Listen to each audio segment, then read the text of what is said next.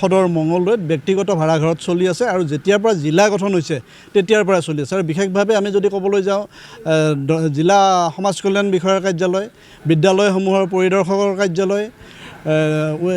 জিলা স্পৰ্টছ যিটো অফিচ, তাৰপিছত পৰিসংখ্যা বিভাগৰ যিটো জিলা অফিচ, বিদেশী ন্যায়াধীকৰণৰ কাৰ্যালয়, জোখমাখ যিটো বিভাগ আছে ৱেটছ এণ্ড মেজাৰ,